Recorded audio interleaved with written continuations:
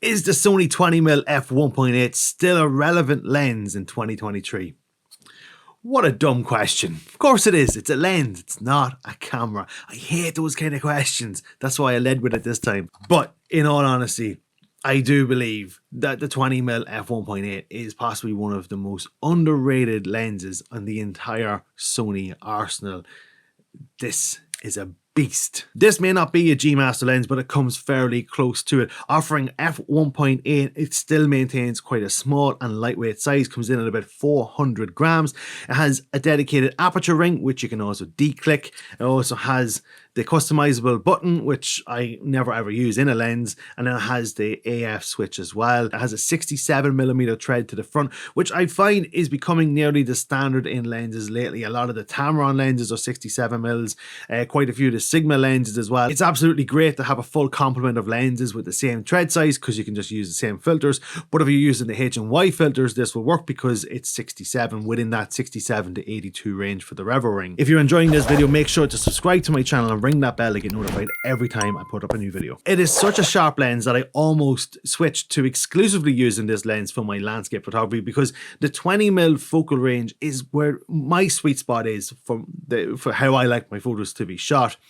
But there were a number of issues, and it was mainly with the flaring. It has a little bit of flaring issues, not bad, it's just not as good as like the Tamron. Because this opens up all the way to f1.8, it makes it a great choice for astro photography, and it really is great for astro photography. You can see right here of Roach Castle, I got it, I love, this is one of my favorite astro photos, and it was got with this lens. Another added bonus to the fact that it opens all the way out to f1.8 is you can use it for vlogs. At that 20mm range, it's an ideal lens, and it's lightweight and it's small, you know, for a nice compact vlogging setup. And I was using this for vlogging for a while, and I absolutely loved it. The autofocus on it, I had no issues with it. It was as what you expect when you're using Sony lenses. It is absolutely perfect. I have only found two flaws, well really only one flaw with that, and it has a little bit of a flaring issue, and it's the only reason why I didn't switch. Now the next con isn't necessarily a con, it's just that if you're not aware of it, which I'm going to let you know right now,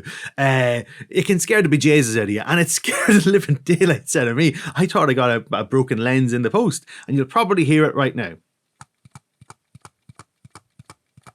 When you shake the lens and all that you're hearing, all that you can feel that. So what you're hearing there is the actual focus motors inside the lens. It's a magnetic linear motor as far as I know. So when the camera turns, when the lens is attached to the camera and the camera is powered on, the motor will actually have, it's like an electronic magnet as far as I know, and it stays in place, and then that's how the linear motors move. And this is the same with a lot of the Sony lenses, but this is the one that you feel it the most. If you make any kind of movement at all, if you lift it up fast, you will feel movement, and it's quite a significant feeling in it. And you're like, I only took it out of the box. I went to lift it up and I was like, what is that? And honestly, it scared the life of me.